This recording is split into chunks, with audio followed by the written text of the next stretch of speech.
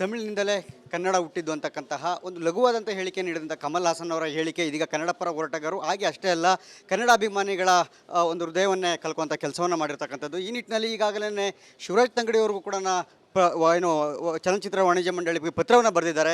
ಆದರೆ ಸರ್ಕಾರದ ಮಟ್ಟದಲ್ಲಿ ಕೂಡ ಗಂಭೀರವಾದಂಥ ಚಿಂತನೆಗಳು ಕೂಡ ಆಗಬೇಕಾಗಿರ್ತಕ್ಕಂಥ, ಯಾಕೆಂತಂದರೆ ಕನ್ನಡ ನಾಡು ನುಡಿಯ ಬಗ್ಗೆ ಅಷ್ಟು ಲಘುವಾದ ಹೇಳಿಕೆಯನ್ನು ಯಾರೊಬ್ಬರು ಬಂದು ಒಬ್ಬ ನಟ ಪರಭಾಷಿಕ ನಟ ಬಂದು ಕೊಡ್ತಾನೆ ಅಂತಂದಾಗ ಸಹಜವಾಗಿ ಅದನ್ನು ಖಂಡಿಸುವಂಥದ್ದು, ಜೊತೆಗೆ ಅದಕ್ಕೆ ಮುಂದೆ ಈ ರೀತಿಯ ಕ್ರಮಗಳಾಗದಂತೆ ಖಂಡಿಸುವಂಥ ಕೆಲಸಗಳು ಕೂಡ ಆಗಬೇಕು, ಕ್ರಮಗಳು ಕೂಡ ಆಗಬೇಕು. ಈ ನಿಟ್ಟಿನಲ್ಲಿ ಕಾನೂನು ಸಚಿವರಾದಂಥ ಎಚ್ ಕೆ ಪಾಟೀಲ್ ಅವರಿದ್ದಾರೆ, ಅವರೇ ಮಾತಾಡ್ತಾ ಹೋಗ್ತಾನೆ ಯಾವ ರೀತಿಯ ಕ್ರಮಗಳು ಅನಿವಾರ್ಯ ಮತ್ತು ಯಾವ ರೀತಿ ತೊಗೋಬೋದು ಅಂತಕ್ಕಂಥದ್ದು. ಸರ್ ನಮಸ್ತೆ. ಕಮಲ್ ಹಾಸನ್ ನಟ ಅವರ ಒಂದು ಹೇಳಿಕೆಯನ್ನು ತಾವು ನೋಡಿರ್ಬೋದು ನೀವು. ಒಂದು ಲಘುವಾದಂಥ ಹೇಳಿಕೆ, ಎಲ್ಲೋ ಒಂದು ಕಡೆ ಕನ್ನಡಿಗರ ಭಾವನೆಗಳನ್ನು ಅಸ್ಮಿತೆಯನ್ನು ಕೆಣಕುವಂತಹ ಪ್ರಯತ್ನಗಳಾಗಿರ್ತಕ್ಕಂಥದ್ದು. ನೋಡಿ, ಕನ್ನಡ ಭಾಷೆಯ ಬಗ್ಗೆ ತಿಳಿದೇ ಇರತಕ್ಕಂಥವರು ಹೇಳ್ತಕ್ಕಂಥ ಮಾತದು.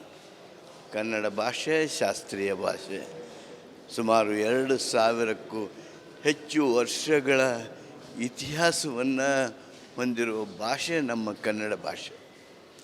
ಈ ಗಂಡು ಕನ್ನಡ ಭಾಷೆಯ ಬಗ್ಗೆ ಯಾರ ಲಘುವಾಗಿ ಮಾತಾಡಿದರೆ ಅದಕ್ಕೇನೂ ಆಗೋದಿಲ್ಲ. ಆದರೆ ನಾನು ಇಷ್ಟೇ ಹೇಳೋದಕ್ಕೆ ಬಯಸ್ತೇನೆ, ಕಮಲ್ ಹಾಸನ್ ಅವರು ತಕ್ಷಣ ತಾವು ಆಡಿದ ಮಾತುಗಳನ್ನು ವಾಪಸ್ ಪಡಿಬೇಕು.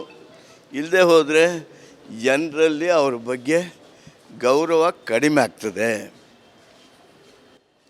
ಈಗಾಗಲೇ ಶಿವರಾಜ್ ತಂಗಡಿಗೆ ಅವರು ಕನ್ನಡ ಮತ್ತು ಸಂಸ್ಕೃತಿ ಇಲಾಖೆ ಸಚಿವರು ಪತ್ರವನ್ನು ಕೂಡ ಬರೆದಿದ್ದಾರೆ. ಅವರ ಚಿತ್ರಗಳಿಗೆ ನಿರ್ಬಂಧವನ್ನು ಏರಬೇಕು ಅಂತಕ್ಕಂಥ ಮಾತನ್ನು ಆಗ್ರಹ ಕೂಡ ಮಾಡಿದ್ದಾರೆ. ಆದರೆ ಈವರೆಗೂ ಕೂಡ ಅವರು ಒಂದು ಮಾತನ್ನು ಮಾತ್ರ ಹೇಳಿರ್ತಕ್ಕಂಥದ್ದು ಏನಂದರೆ, ನಾನು ನನ್ನ ಹೇಳಿಕೆ ಬದ್ಧ ಅಂತ ಮಾತನ್ನು ಹೇಳಿದ್ದಾರೆ ಹೊರತು ಇಲ್ಲಿಯೂ ಕೂಡ ಅವರು ಕ್ಷಮೆ ಕೇಳುವಂತಹ ಮಾತೇ ಇಲ್ಲ, ಎರಡನೇ ಮಾತೇ ಇಲ್ಲ ಅಂತಕ್ಕಂಥ ಮಾತನ್ನು ಕೂಡ ಹೇಳಿರ್ತಕ್ಕಂಥದ್ದು.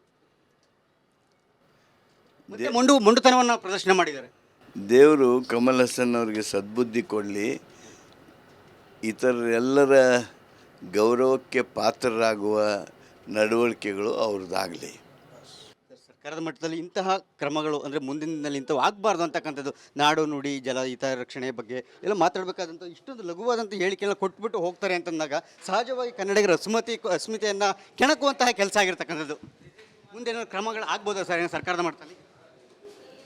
ಈಗ ನಾವೇನು ಹಾರೈಕೆ ಮಾಡಿದ್ದೀವಿ, ಆಶೆ ಮಾಡಿದ್ವಿ, ಹಾಗಾಗಲಿ ಅಂತ ಹಾರೈಸ್ತೀನಿ. ಸರ್ಕಾರದ ಮಟ್ಟದಲ್ಲಿ ಏನಾದರೂ ಇಂಥದಕ್ಕೆ ಕ್ರಮ ಆಗೋ ನಿಟ್ಟಿನಲ್ಲಿ ಏನೋ ಚಿಂತನೆ ಇದೆಯಾ? ಚಿಂತನೆ ಅಲ್ಲಿ ಈಗ ನಾನು ಈಗೇನು ಹೇಳಿದೆ ಇದಕ್ಕಿಂತ ಹೆಚ್ಚಿಂದ ಏನು ಪ್ರತಿಕ್ರಿಯೆ ಇಲ್ಲ ನನ್ನ ಹತ್ರ. Thank you sir.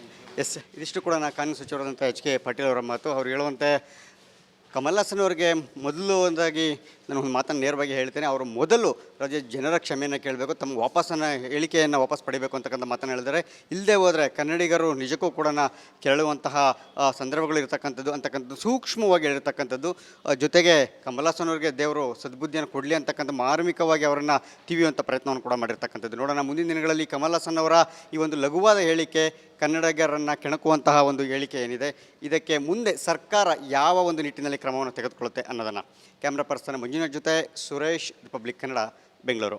ತಮಿಳಿನಿಂದಲೇ ಕನ್ನಡ ಹುಟ್ಟಿದ್ದು ಅಂತಕ್ಕಂತಹ ಒಂದು ಲಘುವಾದಂಥ ಹೇಳಿಕೆಯನ್ನು ನೀಡಿದಂಥ ಕಮಲ್ ಹಾಸನ್ ಅವರ ಹೇಳಿಕೆ ಇದೀಗ ಕನ್ನಡ ಪರ ಹೋರಾಟಗಾರರು ಹಾಗೆ ಅಷ್ಟೇ ಅಲ್ಲ ಕನ್ನಡ ಅಭಿಮಾನಿಗಳ ಒಂದು ಹೃದಯವನ್ನೇ ಕಲ್ಕುವಂಥ ಕೆಲಸವನ್ನು ಮಾಡಿರ್ತಕ್ಕಂಥದ್ದು. ಈ ನಿಟ್ಟಿನಲ್ಲಿ ಈಗಾಗಲೇ ಶಿವರಾಜ್ ತಂಗಡಿಯವರೆಗೂ ಕೂಡ ಏನು ಚಲನಚಿತ್ರ ವಾಣಿಜ್ಯ ಮಂಡಳಿಗೆ ಪತ್ರವನ್ನು ಬರೆದಿದ್ದಾರೆ. ಆದರೆ ಸರ್ಕಾರದ ಮಟ್ಟದಲ್ಲಿ ಕೂಡ ಗಂಭೀರವಾದಂಥ ಚಿಂತನೆಗಳು ಕೂಡ ಆಗಬೇಕಾಗಿರ್ತಕ್ಕಂಥ, ಯಾಕೆಂತಂದರೆ ಕನ್ನಡ ನಾಡು ನುಡಿಯ ಬಗ್ಗೆ ಅಷ್ಟು ಲಘುವಾದ ಹೇಳಿಕೆಯನ್ನು ಯಾರೊಬ್ಬರು ಬಂದು ಒಬ್ಬ ನಟ ಪರಭಾಷಿಕ ನಟ ಬಂದು ಕೊಡ್ತಾನೆ ಅಂತಂದಾಗ ಸಹಜವಾಗಿ ಅದನ್ನು ಖಂಡಿಸುವಂಥದ್ದು, ಜೊತೆಗೆ ಅದಕ್ಕೆ ಮುಂದೆ ಈ ರೀತಿಯ ಕ್ರಮಗಳಾಗದಂತೆ ಖಂಡಿಸುವಂಥ ಕೆಲಸಗಳು ಕೂಡ ಆಗಬೇಕು, ಕ್ರಮಗಳು ಕೂಡ ಆಗಬೇಕು. ಈ ನಿಟ್ಟಿನಲ್ಲಿ ಕಾನೂನು ಸಚಿವರಾದಂಥ ಎಚ್ ಕೆ ಪಾಟೀಲ್ ಅವರಿದ್ದಾರೆ, ಅವರೇ ಮಾತಾಡ್ತಾ ಹೋಗ್ತಾನೆ ಯಾವ ರೀತಿಯ ಕ್ರಮಗಳು ಅನಿವಾರ್ಯ ಮತ್ತು ಯಾವ ರೀತಿ ತೊಗೋಬೋದು ಅಂತಕ್ಕಂಥದ್ದು. ಸರ್ ನಮಸ್ತೆ. ಕಮಲ್ ಹಾಸನ್ ನಟ ಅವರ ಒಂದು ಹೇಳಿಕೆಯನ್ನು ತಾವು ನೋಡಿರ್ಬೋದು ನೀವು. ಒಂದು ಲಘುವಾದಂಥ ಹೇಳಿಕೆ, ಎಲ್ಲೋ ಒಂದು ಕಡೆ ಕನ್ನಡಿಗರ ಭಾವನೆಗಳನ್ನು ಅಸ್ಮಿತೆಯನ್ನು ಕೆಣಕುವಂತಹ ಪ್ರಯತ್ನಗಳಾಗಿರ್ತಕ್ಕಂಥದ್ದು. ನೋಡಿ, ಕನ್ನಡ ಭಾಷೆಯ ಬಗ್ಗೆ ತಿಳಿದೇ ಇರತಕ್ಕಂಥವರು ಹೇಳ್ತಕ್ಕಂಥ ಮಾತದು. ಕನ್ನಡ ಭಾಷೆ ಶಾಸ್ತ್ರೀಯ ಭಾಷೆ, ಸುಮಾರು 2000ಕ್ಕೂ ಹೆಚ್ಚು ವರ್ಷಗಳ ಇತಿಹಾಸವನ್ನು ಹೊಂದಿರುವ ಭಾಷೆ ನಮ್ಮ ಕನ್ನಡ ಭಾಷೆ. ಈ ಗಂಡು ಕನ್ನಡ ಭಾಷೆಯ ಬಗ್ಗೆ ಯಾರ ಲಘುವಾಗಿ ಮಾತಾಡಿದರೆ ಅದಕ್ಕೇನೂ ಆಗೋದಿಲ್ಲ. ಆದರೆ ನಾನು ಇಷ್ಟೇ ಹೇಳೋದಕ್ಕೆ ಬಯಸ್ತೇನೆ, ಕಮಲ್ ಹಾಸನ್ ಅವರು ತಕ್ಷಣ ತಾವು ಆಡಿದ ಮಾತುಗಳನ್ನು ವಾಪಸ್ ಪಡಿಬೇಕು. ಇಲ್ಲದೆ ಹೋದರೆ ಜನರಲ್ಲಿ ಅವ್ರ ಬಗ್ಗೆ ಗೌರವ ಕಡಿಮೆ ಆಗ್ತದೆ.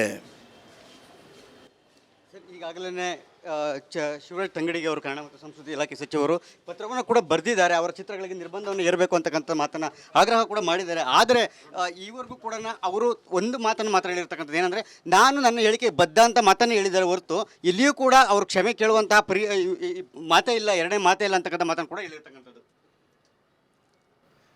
ಮತ್ತೆ ಮೊಂಡುತನವನ್ನು ಪ್ರದರ್ಶನ ಮಾಡಿದ್ದಾರೆ. ದೇವರು ಕಮಲ್ ಹಾಸನ್ ಅವ್ರಿಗೆ ಸದ್ಬುದ್ಧಿ ಕೊಡಲಿ, ಇತರರೆಲ್ಲರ ಗೌರವಕ್ಕೆ ಪಾತ್ರರಾಗುವ ನಡವಳಿಕೆಗಳು ಅವ್ರದ್ದಾಗಲಿ. ಸರ್ಕಾರದ ಮಟ್ಟದಲ್ಲಿ ಇಂತಹ ಕ್ರಮಗಳು ಅಂದರೆ ಮುಂದಿನ ದಿನದಲ್ಲಿ ಇಂಥವು ಆಗಬಾರ್ದು ಅಂತಕ್ಕಂಥದ್ದು, ನಾಡು ನುಡಿ ಜಲ ಹಿತ ರಕ್ಷಣೆ ಬಗ್ಗೆ ಎಲ್ಲ ಮಾತಾಡಬೇಕಾದಂಥ ಇಷ್ಟೊಂದು ಲಘುವಾದಂಥ ಹೇಳಿಕೆಲ್ಲ ಕೊಟ್ಬಿಟ್ಟು ಹೋಗ್ತಾರೆ ಅಂತಂದಾಗ ಸಹಜವಾಗಿ ಕನ್ನಡಿಗರ ಅಸ್ಮಿತೆಯನ್ನು ಕೆಣಕುವಂತಹ ಕೆಲಸ ಆಗಿರ್ತಕ್ಕಂಥದ್ದು. ಮುಂದೇನೋ ಕ್ರಮಗಳು ಆಗ್ಬೋದಾ ಸರ್ ಸರ್ಕಾರದ ಮಟ್ಟದಲ್ಲಿ?